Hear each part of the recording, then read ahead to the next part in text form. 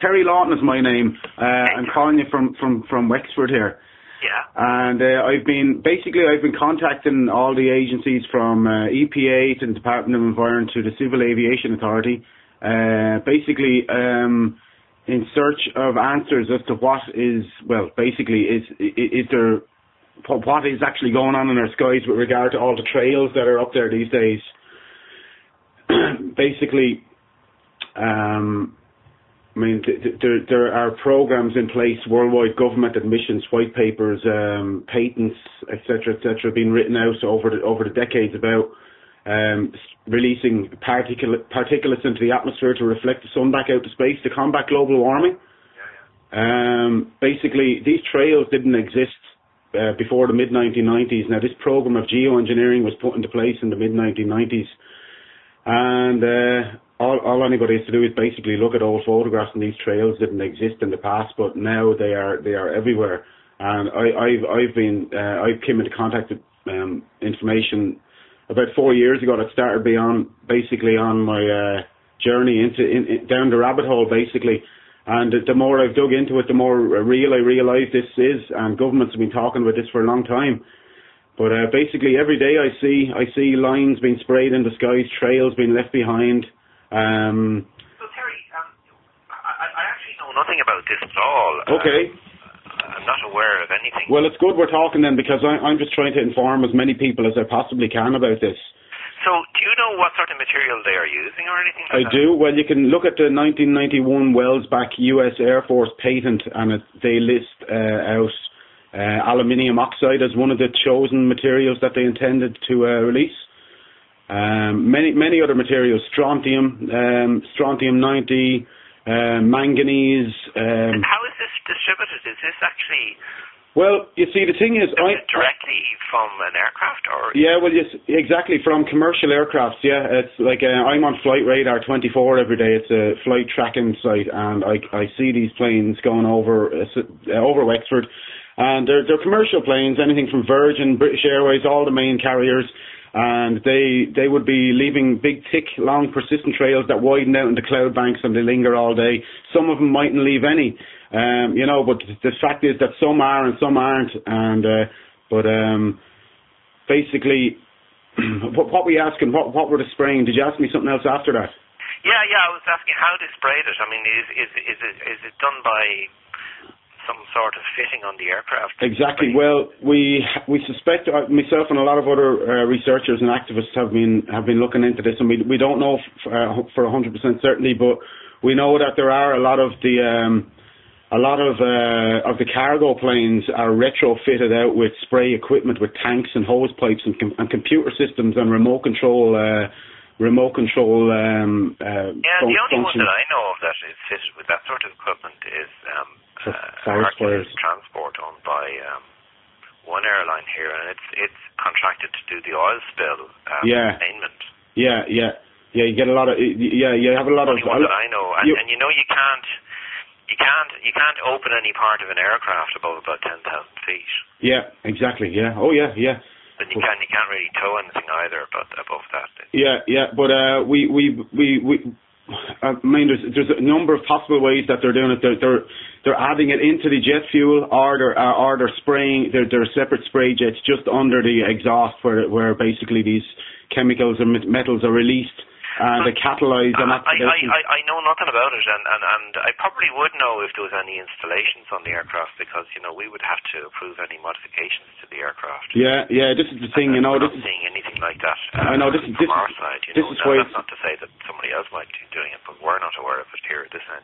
Yeah. Well, this is why it's so amazing to me at first. When I found out about it first, I mean, it's a program like this. How could it go on without the knowledge of so many people that are working on these aircrafts and all? And it's I don't know, Terry. I mean, I can tell you that I haven't had anybody apply for any installation of any of that kind of equipment, and I can tell you that you can't add it to the fuel, because the fuel is very, very stringently controlled, and in fact there will be all sorts of problems if you were to add anything like that to the fuel. Yeah, well, apparently some scientists got a Nobel Peace Prize in America for modifying the engine so that it could received. Well, he possibly could have done, but it hasn't gone into production. Like, Yeah. he would have known about Yeah. it. Well, basically, anyhow, I know this is going on, but you see, the thing is that I can't prove that this is going on because we basically, I've got water samples tested for aluminium and all these metals that they list out in the patents that they propose spraying.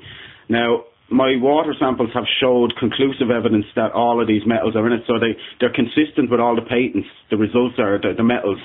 So, you know, these metals can't get up into the environment through any other means, as far as I'm concerned, because they can't evaporate up through weight. They don't evaporate. And you know, I've taken the water samples after heavy spray days. You know. Okay. But anyhow, so I was onto the EPA. Terry, I'm not aware of anything, and there's nothing that I can tell you about any Irish registered aircraft that would lead me to believe that there is. Well, basically, just for your own knowledge, like, I mean, I didn't expect you to know about this because not many people know about it. It's just such a secretive program. But I film on a daily basis. I film planes spraying major airline carriers, but also unmarked military jets flying over Irish skies. Like, they could be anywhere from 30 to 50,000 feet. You can see them clearly turning on and off these spray jets at specific points in the sky, and they will leave trails like the whole width of the sky from horizon to horizon. They will expand out.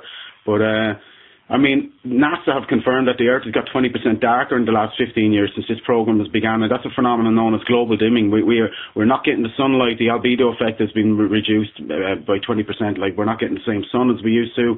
Alzheimer's has just gone up to sky high levels, and aluminium is an overexposure, an overaccumulation of aluminium in the brain cells. That's exactly what Alzheimer's is, and they're spraying this stuff on us. I mean, you know, and this is the whole thing. I mean, all the evidence is there, but you see, the thing is, I cannot prove anything about this because I need to see for myself these planes being fitted out. Now, there are loads of photographs all over the internet of planes retrofitted out with tanks and pipes and all this hooked up, but I can't prove that they are for. I've never seen anything like that. No, well, basically, the government say that basically these photographs are actually from planes that are used in test flights.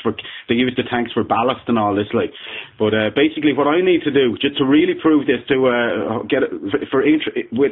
to get incontrovertible evidence, what I need to do is charter a 737 or something like that to go up behind one of these major jets, major airline carriers, and take an air sample from it directly behind it. That's the only real way I'm going to do, but that's going to cost a fortune. But there are a lot of us looking into it, activists from all over the world looking into this. Yeah, well, you know, that's the sort of thing you'd have to do. But I talk to the airlines concerned because, you know, it's very difficult to hide equipment like that now. I mean, that'll be fairly obvious on any aircraft. Yeah. But here's an interesting thing now.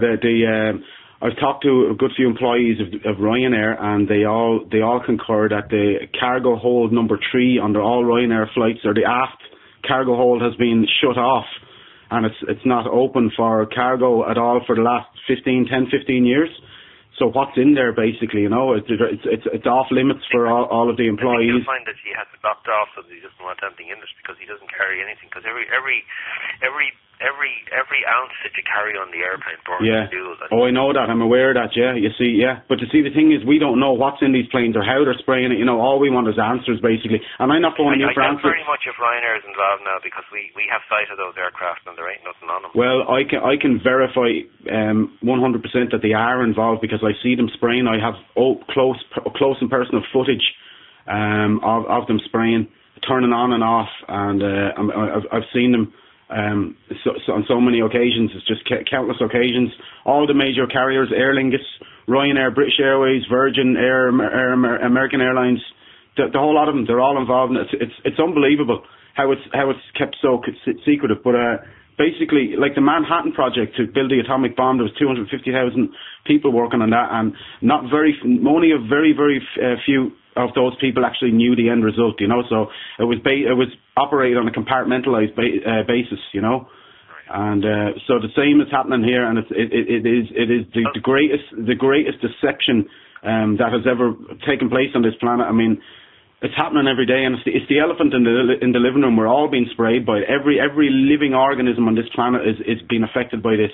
And reduction in sunlight, and rain is being contaminated. The air we breathe is being contaminated. I mean, all the sources for life that exist are under direct attack. Oxygen, air, sunlight, and water, all under direct attack from this.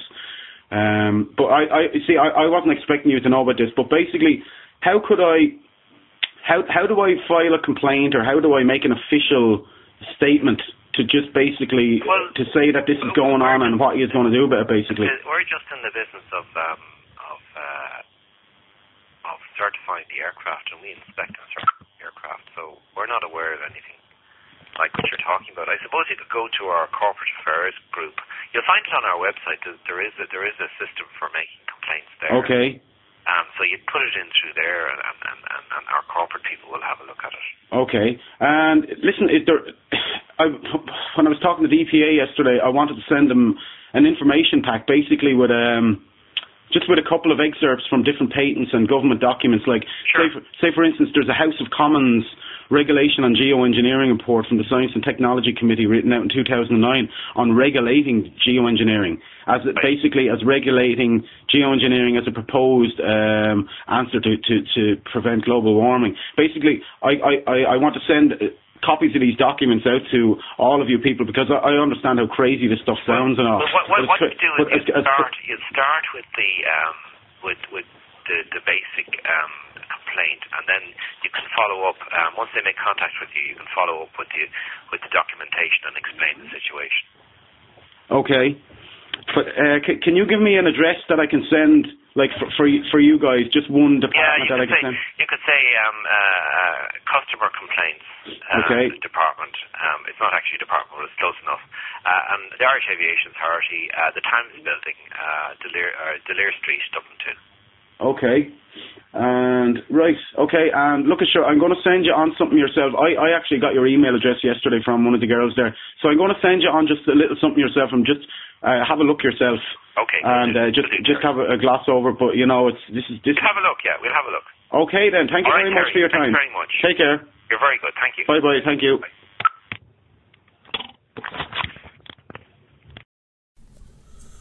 Well, that guy actually sincerely sounded like he had no idea of geoengineering, and he seemed very interested, but in the tone of his voice, to hear some of the information I was talking about, I thought.